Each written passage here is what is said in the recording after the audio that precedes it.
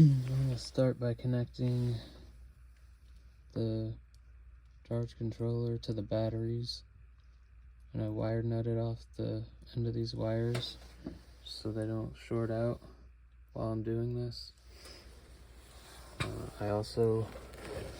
I'm leaving all these on here, just taking off the one I'm using at the moment.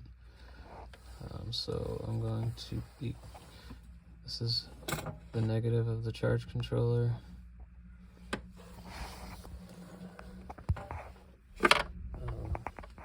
Confirm that with this. I know it's a red wire, but I just bought one spool of red wire for this, so I put the black heat shrink at the end so I know it's the negative.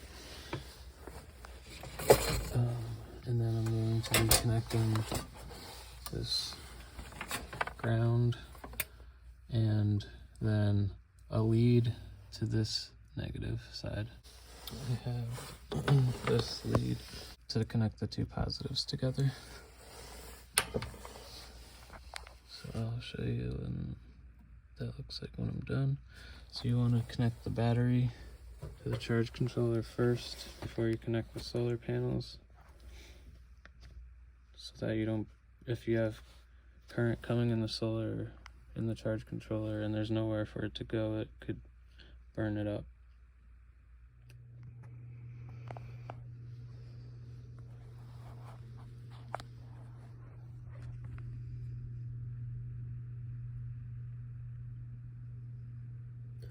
Alright, the battery's wired together in parallel, which means it's staying at 12.8 volts, but it's doubling.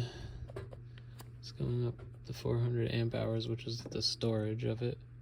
So I'm not making it more powerful, which you can do by connecting it the other way. I'm just increasing the capacity of it, which is what I want. And so these are live now. I kept the wire nuts on them until I was ready to do them each individually, just to be safe. So I'm about to wire them into here, and then these are the solar panel wires coming in. I didn't hook them up at the panels yet. I want to get them wired into here first and then do that, so they're not live here in the house. Yeah, we're getting close. Yeah, we got that wired up to the batteries, and now I'm gonna wire the solar panels into here and then go connect them outside. And I'll check the app and see how the batteries look and how much power we're getting from that 600 watt array.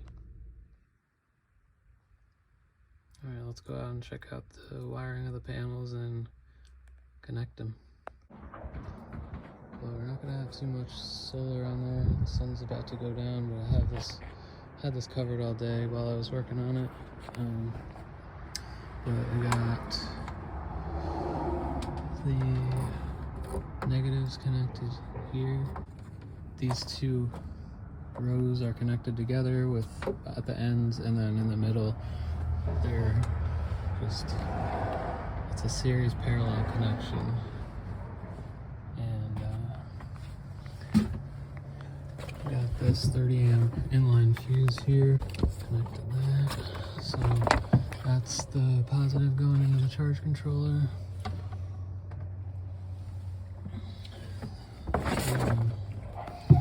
And here's the negative. And once I connect these together, it should be active.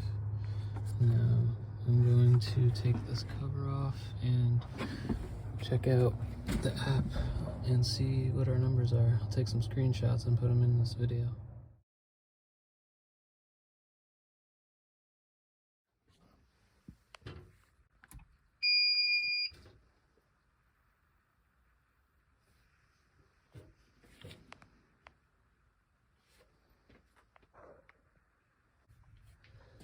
Alright, got the inverter all wired up, no sparks.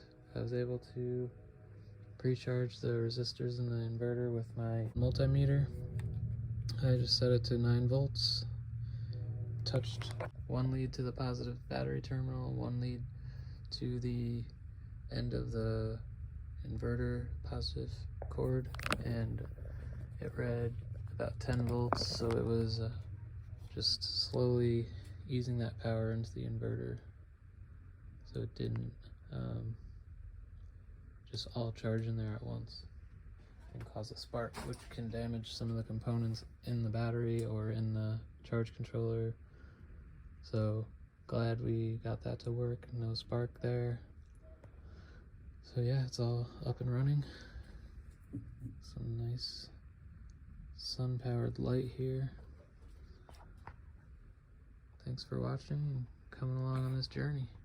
Let me know if you have any questions. I'd be glad to help someone out who's trying to do something similar. Feel free to leave a comment or a question and let me know what you think also, and let me know if you have any suggestions.